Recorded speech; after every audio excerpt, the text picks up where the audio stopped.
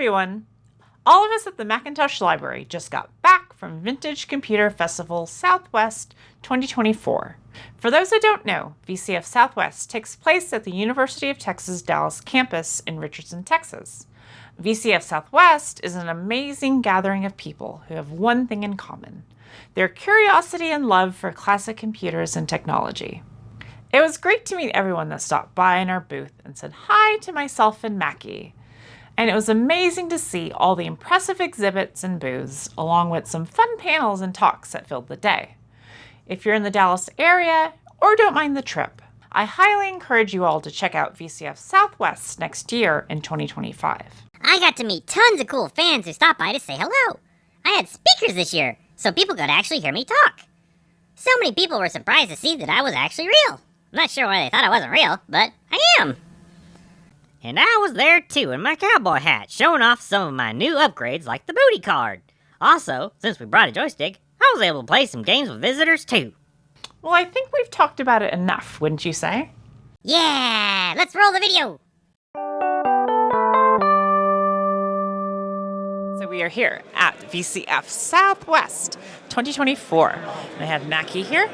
Look at this awesome wall of iMacs over here. This is an awesome booth by Kyle, one of the showrunners of VCF Southwest. It has all the colors of all the iMacs, the G3 iMacs, which is awesome. Ooh, look at these awesome neon telephones. These seem like they would keep you up at night. So the neon telephones belong to the booth of Sneaky Net. He was setting up a telephone system that went all around the con, so you can call each other. Now I want a neon case. And here we have an amazing Apple IIgs dealer booth. Jesse would have loved to see this. Now that's some floppy power. Look at all these Intel processors, all for sale, of course. That's a lot of computer brains. And there were some awesome Apple II monitors also at this table. Yeah, those Apple II monitors have seen better days, though. This table has an awesome setup of different IBM machines. Well, I'm not really an IBM person. It was still impressive to see this collection. I guess if you're into the old IBMs. Oh my gosh, awesome setup. 5 Lisas in a row. Lisas. It's not every day you see one Lisa, much less 5. It's a Lisa, and another Lisa, and another Lisa, and another Lisa, and another Lisa. I think this is all that were ever made. I think this was all the Lisas. And here at Will's booth, we have the beautiful Apple portrait display. And over here we have Maccy. Hey, look, there I am. I'm on display too. Hey, we have one of those. That's a power computing power PC clone. And we got a stack of Macintosh 2s. We got the Mac 2 on the bottom, and then a 2X and a 2FX. This is a tower of power if I've ever seen one before. And we have some Mystic upgraded Color Classic, which is similar to the one that we have. The screen looks beautiful, though. And it's obviously been retrobrided, or at least it's been taken great care of, because it looks awesome. Now we're talking. Whole line of Macs.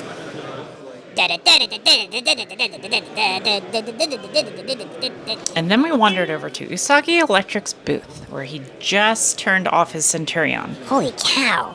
But now That's he's going to a get it spun back big up. computer. So this is 135 pounds, and you get 10 megabytes. So when you push the start-stop button there, it brings it up to speed, which is about 2400 RPM. It's a 14-inch disc platter. You can see one kind of sitting up there. Wow, So yeah. that's what they look like.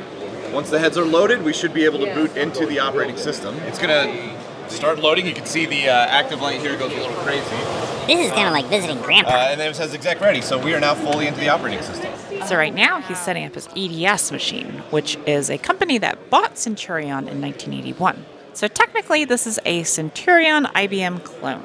Check out his latest video where he talks all about it.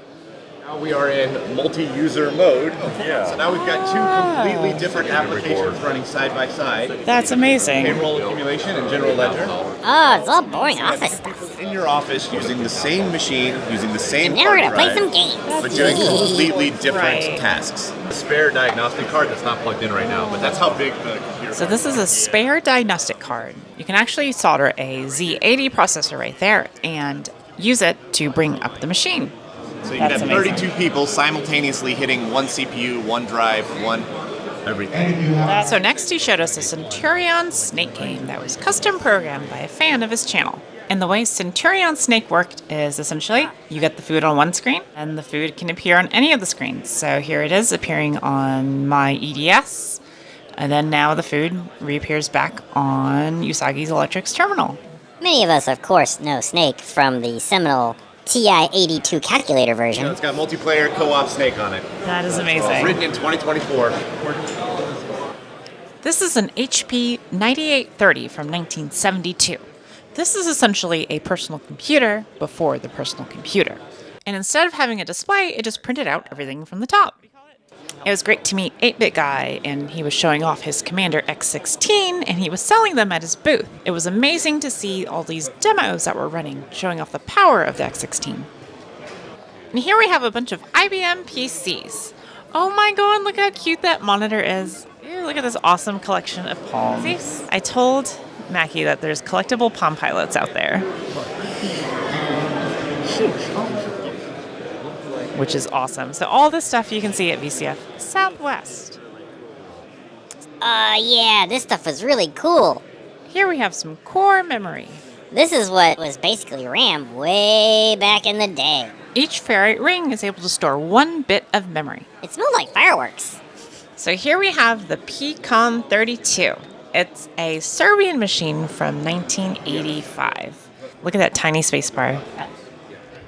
Keeping with the Soviet aesthetic, the blinking adds to the horror of it all. I don't think IBM is presenting that. It doesn't look like it. I call shenanigans. That doesn't look like an IBM. It's the Russian computer that we saw last year. Right now it's not working. It looks like it's in a state of, this is Texas Nerd House's Russian PC. I feel like all of these should be playing Tetris. Oh, yeah, the sign says that too. So over here we have an awesome Apple Monitor 3. Mackie, do you think this would be great to have in our home? I guess. We do have an Apple III knocking around. Mackie, don't we have an Apple III that we want to get running, and wouldn't this monitor match perfectly? Well, we have other monitors. Look, it happens to have our sticker on it. I wonder what that means. We bought it! Or you bought it. We got a monitor! I wonder if that's correct. Yes, so we did buy it. We have bought an Apple III monitor, so that's amazing. Let's go over to Thomas and ask him about the FujiNet. FujiNet is a network adapter for 8 and 16-bit computers, allowing them to access the modern internet and its services. Awesome. And now we talk to Raymond of ArcadeComponents.com. He was telling us about his Sim1 6502 training board. 6502 processor. Oh, I see. The expansion board is a new product that has a PIC microcontroller that interfaces to an SD to IEC, the solid state Commodore 1541 replacement. Yeah. And then the ROM on this, somebody wrote code to interface this single board computer to a 1541. Nice. So now I can load Star Trek.bas off of the that's SD cool. card, and I've got the old-fashioned Star Trek game running on the terminal. Oh, that's cool. Destroy 24 Klingon battle. To boldly game where no Mac has gamed before. That's amazing. Well, thank you for sharing this with us. Oh, thank you. More computer brains!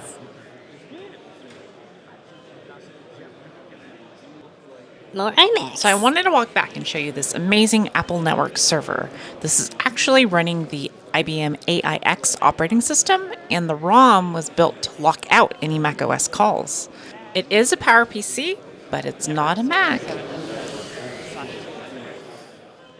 And we have this amazing Next table put on by Steve and his son.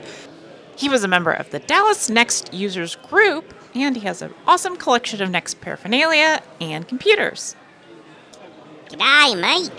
Did you throw a shrimp on the barbie? Oh, throw another shrimp on the micro-bee. Ooh, an acorn. This is the great-great-great-grandpa to your cell phone.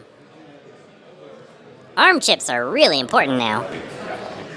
These are Atari prototypes.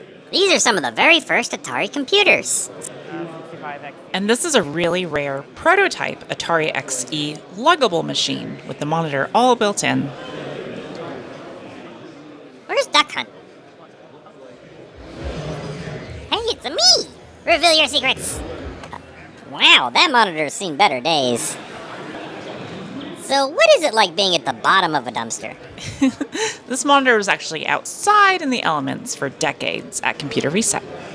And while the con was going on, there was MiniDiscCon 2024, which brought many fans of the Minidisc over to show off their collections and rare Japanese computers that use Minidiscs as storage media, as well as other unique Minidisc devices. Like here, we have a Data Ada, which is a scanner released in Japan by Sony that allows people to scan paper documents and store that data onto Minidisc.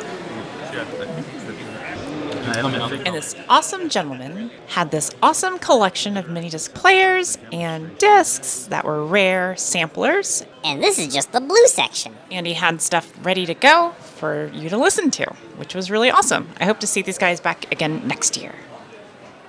Here we have the awesome Tandy Radio Shack booth. This is easily one of the best booths at the show. It's a great display of working Tandy machines and also Tandy memorabilia from the 70s and 80s. Tandy, as y'all may know, played a pivotal part in bringing computers to the home. It was one of the big three, being the Commodore PET, the Apple II, and of course the TRS-80 that brought computers into everyone's homes back in the 70s and early 80s. So this booth was amazing to see.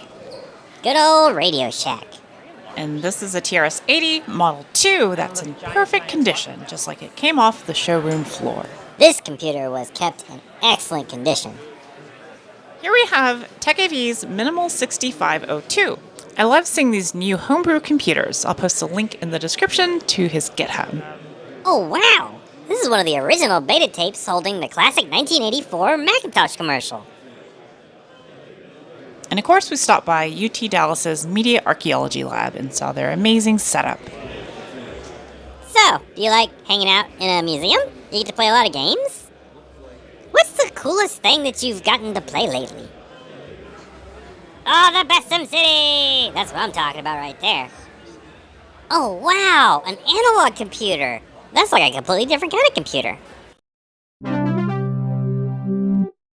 And while we're in town, we went up a few miles to Frisco, Texas, to the National Video Game Museum.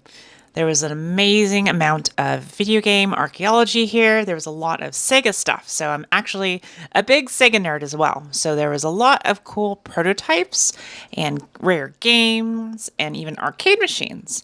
And they even had a whole wall of 16-bit and 8-bit computers that you could use and play games on. I would highly recommend, if you're in the Dallas area, to check out this museum. It is amazing. So we had a lot of fun at VCF South West 2024. And we'll be at VCF Midwest come this September, and hopefully it'll be awesome. It's going to be at a new venue. I've never been to Midwest before, but I'm definitely looking forward to it. And to all my supporters on Patreon, I will be posting a new video very soon that goes over some of the awesome stuff that we got at VCF Southwest. Well, thanks for checking out our latest episode of Macintosh Librarian. I'll see y'all later. Bye.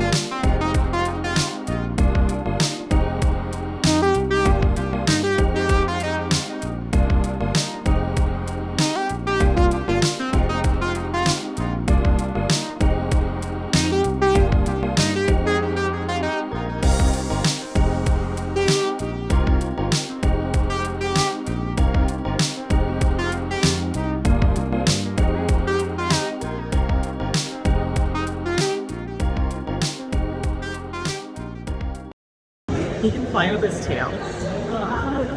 His weak point is question mark, and he likes mint candy and Michelle. But he doesn't like thunder. This is tails.